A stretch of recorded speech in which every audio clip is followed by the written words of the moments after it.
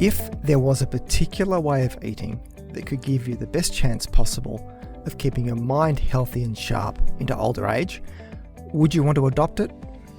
Well, there is, and it is called the MIND diet. Designed by medical researchers to help reduce the risk of dementia and loss of brain function as we age, the research base into it is growing. In this podcast, I'll look closer at the evidence behind the MIND diet and give you all the key foods that are part of it. Welcome to the Thinking Nutrition Podcast. My name is Tim Crowe, and I'm a career researcher, educator, and science communicator with most of this spent in the field of nutrition. How do you make sense of so much conflicting information in the field of nutrition? While I don't profess to have all the answers in an area that is continually changing as research changes, you can count on what is covered in this podcast to be based on the whole field of nutrition science, not just selective areas that support a particular way of thinking. And this podcast will always be free from any commercial product tie-ins, endorsements, or advertisements. Just credible nutrition science presented in plain and simple language, and then translating this into what it means for your health. So on with today's show. Of all the diseases linked with aging, it would be those of cognitive decline such as Alzheimer's disease, which accounts for 2/3 of all cases of dementia, that are the most devastating for the person and their family. Worldwide, from 1990 to 2016, the number of people with dementia doubled, with cases now approaching 50 million. So this is a really significant problem across the globe, and it is only growing as the population ages. There is no single cause of dementia, but it is estimated that about 1/3 of cases of Alzheimer's disease worldwide are attributable to modifiable risk factors, many of which are nutrition and lifestyle dependent. These include depression, obesity, hypertension, and type 2 diabetes. Now, one factor that is considered a culprit in the development of Alzheimer's disease is oxidative stress and inflammation. And here, diet has a big role to play. Antioxidants came to the public's attention in the 1990s when scientists began to understand that free radical damage was involved in the early stages of heart disease, cancer, vision loss, and a host of other chronic conditions. Some studies showed that people with low consumption of antioxidant-rich fruits and vegetables were at greater risk for developing these chronic conditions compared to people who ate plenty of these foods. There is, though, very mixed and inconsistent evidence that nutritional supplements, such as vitamins in the B group category, vitamin C, D or E, and omega-3 polyunsaturated fats, play a protective role when given in isolation. Yet, observational evidence points to a diet containing foods high in phytonutrients offering some degree of protection.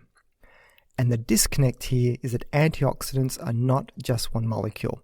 They represent a property that is part of many vitamins and minerals. There are thousands of chemicals that have some potential antioxidant activity, and these compounds are called polyphenols.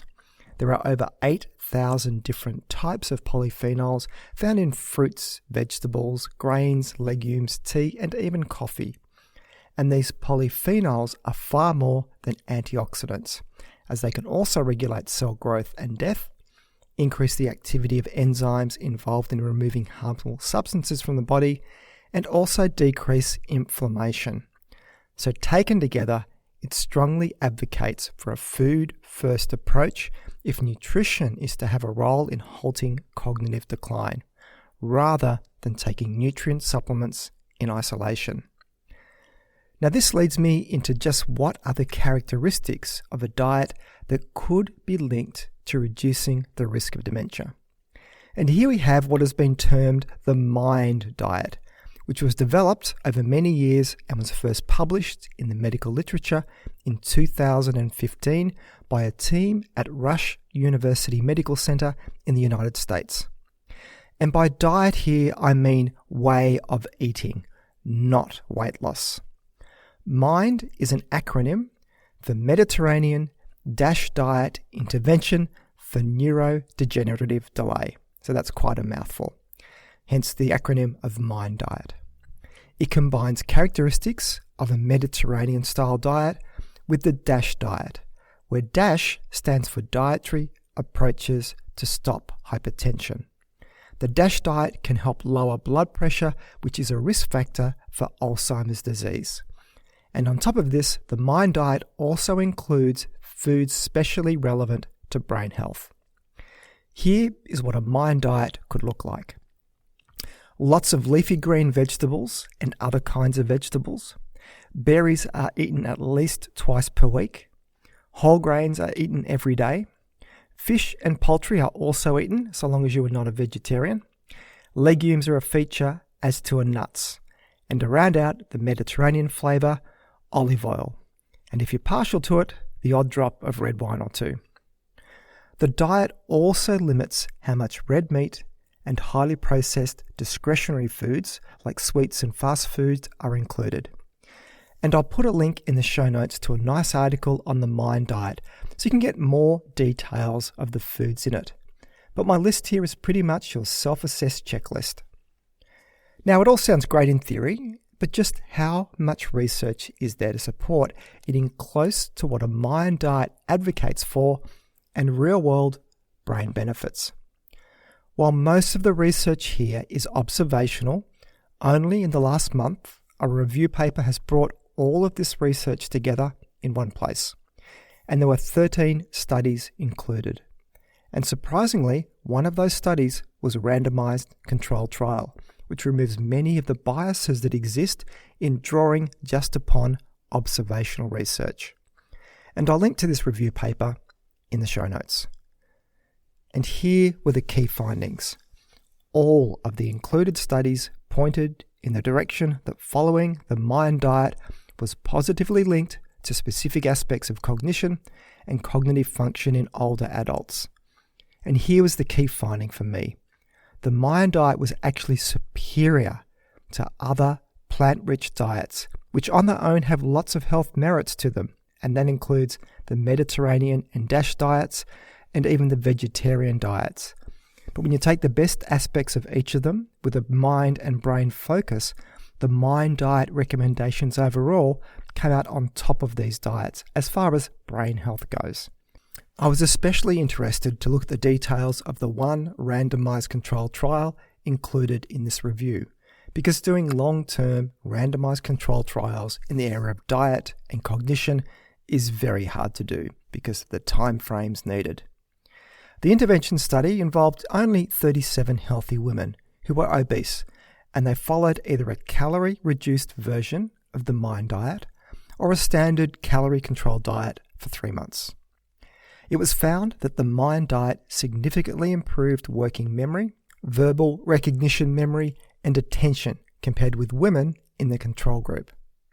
There was also some evidence that there were positive physical changes in the brains of women following the MIND diet. So while this was indeed a small study, it is exciting to get this sort of real-world benefit seen in a trial that removes many of the other factors that can cause bias in observational research. So let's wrap this up. There are so many positive things to be said about the sorts of foods that feature in the MIND diet. Whether you're young or old, it is never too late to make some small changes to what you eat that could have real long-term health benefits for your body and mind. So that's it for today's show. You can find the show notes either in the app you're listening to this podcast on, if it supports it, or else head over to my webpage at thinkingnutrition.com.au and click on the podcast section to find this episode to read the show notes. If you find this podcast of value, then please consider sharing it with your friends and colleagues, or maybe even leave a review.